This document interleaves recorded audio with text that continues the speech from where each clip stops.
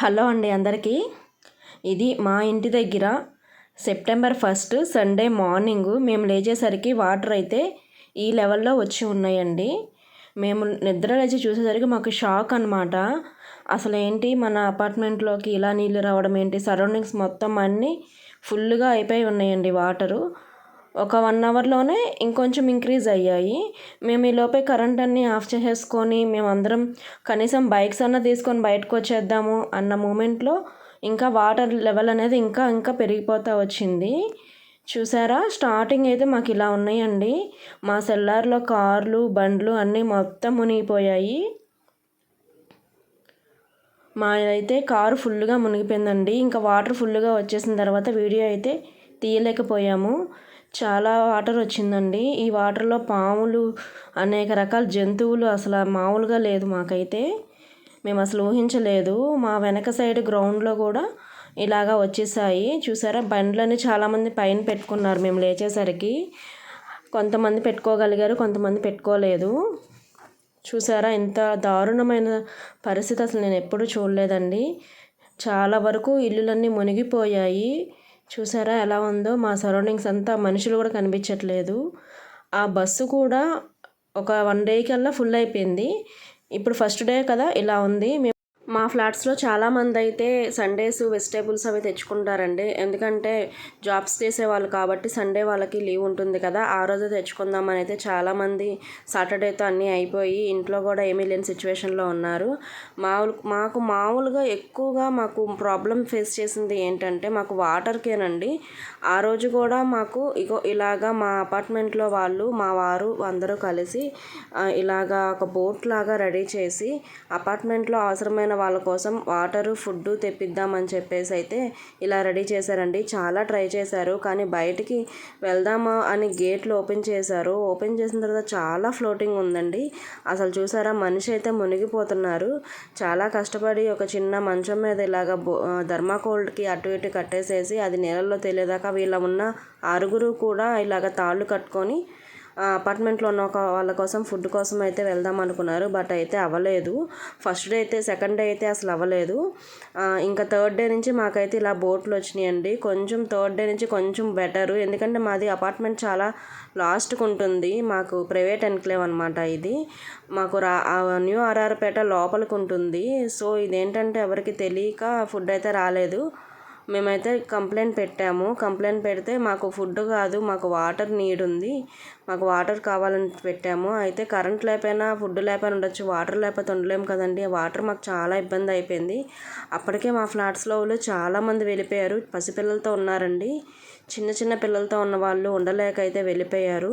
మా సెల్లార్లోకి అయితే ఇలా ఫుల్గా వచ్చేసినాయండి నీళ్ళు. డే బై డే ఇంక్రీజ్ అవుతూనే ఉన్నాయి. ఇంకా థర్డ్ డే ఫోర్త్ డే అయితే ఇలాగా హెలికాప్టర్స్లో ఇలాగా ఫుడ్ అయితే నేవీ వాళ్ళు డిస్ట్రిబ్యూట్ చేశారండి. గవర్నమెంట్ అయితే చాలా కష్టపడింది ఫుడ్ ఇవ్వడానికి. బట్ అయితే అలా హెలికాప్టర్లో ఇస్తుంటే ఫుడ్ కిందకి వేసేపాటికి వాటర్ బాటిల్స్ అన్నీ పగిలిపోతున్నాయి. చాలా ఇబ్బంది అయిపోయిందండి మాకు వాటర్కి అయితే. ఎలాగైతేనేమి ఫోర్త్ డే నుంచి అయితే కొంచెం పర్వాలేదు. గవర్నమెంట్ కొంచెం మాకు ట్రాక్టర్లో ఫుడ్ అయితే పంపించింది. మేడం వచ్చారు, వైజాగ్ నుంచి డిప్యూటీ కలెక్టర్ అంట మాధురి గారు. ఆ మేడం అయితే దగ్గరుండి మాకు ఇలా ఇచ్చారు. సరే ఫోర్త్ డేకి థర్స్డేకి ఇలాగ వాటర్ అయితే తగ్గింది. అమ్మయ్య వాటర్ తగ్గింది అనుకునే లేపే మళ్ళీ మార్నింగ్కి మళ్ళీ వాటర్ వచ్చేసాయండి. ఫ్రైడే మార్నింగ్కి అయితే ఇలాగా ఉన్నాయి వాటరు. కొంచెం తగ్గింది అనుకునేసరికి ఇది వచ్చి మనకి సింగినగర్ రోడ్ అండి. సింగినగర్ రోడ్లో కూడా ఫ్లోటింగ్ బాగా వచ్చేసింది. ఫ్రైడే రోజు కొంచెం తగ్గినాయి. అమ్మయ్య ఊపిరి పీల్చుకున్నాము. ఈలోపే వాటర్ అయితే ఇలా వచ్చేసింది. అసలు ఎక్స్పెక్ట్ చేయలేదండి. అసలు విజయవాడలో వరదలు ఇలా వాటర్ ఫ్లోటింగ్ ఎప్పుడు ఎక్స్పెక్ట్ చేయలేదు. అసలు ఎంత ఘోరంగా జనాలు చాలామంది చనిపోయారు. అలాగే చాలామంది ఫుడ్ లేక ఆకలితో ఇంట్లో బట్టలు చీరలు అన్నీ తడిచిపోయి వంట సామాన్లతో సహా తడిచిపోయి నడి రోడ్డుకి వచ్చేసారండి. అలాంటి వాళ్ళ పరిస్థితి తలుచుకుంటేనే చాలా బాధగా ఉంది. మా ఫ్రెండ్స్ ఇద్దరు ఫ్రెండ్స్ ఇళ్ళల్లో అయితే కండ్రికలో ఉంటారండి. వాళ్ళ ఇంట్లో సామాన్లు మొత్తం పాడైపోయినాయి. అలాగే మా బ్రదర్ వాళ్ళ ఫ్రెండ్స్ అలాగే చాలామంది ఇబ్బంది పడ్డారండి. ఫుడ్ అయితే కొంచెం పర్వాలేదు, బాగానే ఇచ్చారు. కానీ ఫుడ్ కూడా కొంచెం స్మెల్ వచ్చేసింది. దానికన్నా బిస్కెట్స్ బ్రెడ్ ఇస్తే కొంచెం మిల్క్ ఇస్తున్నారు కాబట్టి అలాగా అదన్నా ఫుడ్ తీసుకునేవాళ్ళు. ఇది వచ్చేసి శుక్రవారం ఆఫ్టర్నూన్ 3:30కి చూపిస్తున్నానండి. అప్పుడు కొంచెం ఎండ వచ్చింది.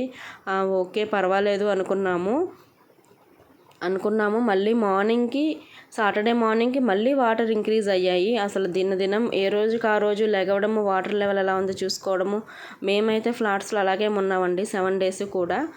మాకు కూడా కొంచెం చాలా ఇబ్బంది అయింది. కానీ వెళ్ళకూడదు బయటికి, మన ఇంట్లోనే ఉండాలి అని చెప్పి మేమైతే ఇంట్లోనే ఉన్నామండి. చూసారా, చాలా వరకు అసలు ఎవరు లేరు, చాలా జనం వెళ్ళిపోయారు. మా ఫ్లాట్స్లో చాలా జనం వెళ్ళిపోయారు. ఇలా ఉంది కంట్రీలో ఉంటారు. ఇలాగా మొత్తం వరద తగ్గిన తర్వాత చూడ్డానికి వెళ్తే వాళ్ళ సామాన్లు మొత్తం ఇలా అయిపోయి ఇలా ఉందండి ఇల్లు అయితే. అసలకే మిడిల్ క్లాస్ ఫ్యామిలీస్ అండి. ఇలా మిడిల్ క్లాస్ ఫ్యామిలీస్కి ఇది చాలా పెద్ద దెబ్బ. ఎన్ని సంవత్సరాలు కష్టపడితే మళ్ళీ ఇవన్నీ కొనుక్కోవాలండి. ఇంత వరద వచ్చి ఇలాగా అయిపోవడానికి కారణం ఏంటి అనేది ఎవరు మనం చెప్పలేము. కానీ చాలా నష్టం జరిగిందండి. విజయవాడ వాళ్ళకి, ఈ సింగనగర్ ప్రజలకి బాగా నష్టపోయారు. చూసారా, అన్నీ ఫ్రిడ్జు, వాషింగ్ మిషన్స్, గ్యాస్ బండలు, సామాన్లు, బట్టలు, కనీసం చిన్నపిల్లలు ఉన్న వాళ్ళు కూడా అన్నీ పోగొట్టుకున్నారండి. అలాంటి వాళ్ళకి గవర్నమెంట్ నుంచి సహాయం కంపల్సరీ కావాలండి. ఇలా అయిపోయినాయి చూసారా. కనీసం ఇంట్లో లేరండి వాళ్ళు. ఇంట్లో లేకపోవడం ఇంకా కొంచెం ప్లస్ అయింది. ఇంట్లో ఉంటే చిన్నపిల్లలతో ఉందండి మా ఫ్రెండ్, ఇంకా ఇబ్బంది పడిపోయేది తనైతే. దేవుడి దయ వల్ల ఆ రోజు ఇంట్లో లేదు, వరదలు వచ్చిన రోజు. చూసారా ఇల్లంతా ఎలా అయిపోయిందో. మళ్ళీ ఇవన్నీ కొనుక్కోవాలంటే ఎంత టైం పడుతుందండి ఎవరికైనా సరే. మొత్తం ఏది లేకుండా అయిపోయింది. చూడండి ఎలా ఉందో ఇల్లంతా కూడా. అసలు మేమైతే ఊహించలేదు ఇంత వరద ఇలా ఇళ్ళల్లోకి వస్తుంది అని అయితే మేమైతే ఊహించలేదు. చాలామంది చాలా నష్టపోయారు. దీనికి తోడు మేము ఇళ్ళల్లో లేని టైంలో దొంగలు కూడా బాగా పడుతున్నారండి. ఇలా జనాలు లేక ఉన్న ఇళ్ళల్లో తాళాలు పగలగొట్టి బంగారమే కావచ్చు, ఎలక్ట్రానిక్సే కావచ్చు, ఏమైనా సరే దొంగలు కూడా చాలా వరకు ఇబ్బంది పెట్టారండి.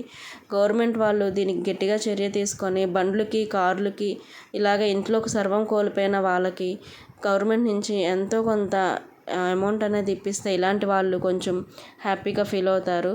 ఎందుకంటే మళ్ళీ అవి కొనుక్కోవాలంటే చాలా టైం పడుతుందండి ఎవరికైనా సరే. చూడండి అసలు మొత్తం అంతా స్మాష్ అయిపోయింది. అంతా బురద, జిడ్డు, అసలు జిడ్డు కూడా వదలట్లేదు. మా సెల్లార్ అయితే చాలా దారుణంగా ఉంది. శానిటైజ్ చేయడానికి వస్తున్నారు కానీ వాళ్ళ వల్ల పెద్దగా యూజ్ అనిపించట్లేదు. ఆ ఫైర్ ఇంజిన్ వాళ్ళు వచ్చినా సరే మా సెల్లార్ అయితే అంత క్లీన్ అవ్వలేదు. మళ్ళీ మేమే చేసుకోవాలంటున్నారు. ఇది మా ఫ్రెండ్ వాళ్ళ తమ్ముడు వాళ్ళ హౌస్ అండి. చూడండి ఎలా ఉందో.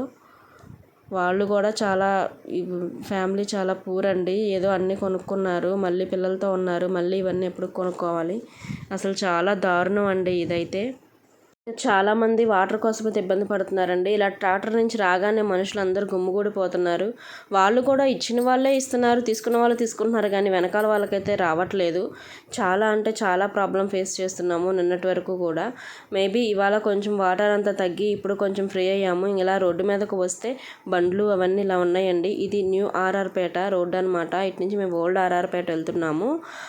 ఓల్డ్ ఆర్ఆర్పేట మీద నుంచి మేము బయటకు వెళ్ళాము. ఇక్కడ ప్రభుత్వం వాళ్ళు నిత్యావసర సరుకులు పంపిణీ చేసే వ్యాన్లు అయితే చాలా వచ్చి ఉన్నాయి. గవర్నమెంట్ అయితే చాలా కష్టపడుతుందండి ప్రజలను ఆదుకోవడానికి. బట్ అయితే చాలామందికి అందాల్సిన వాళ్ళకి అందట్లేదు, మిగతా వాళ్ళకి అందుతున్నాయండి.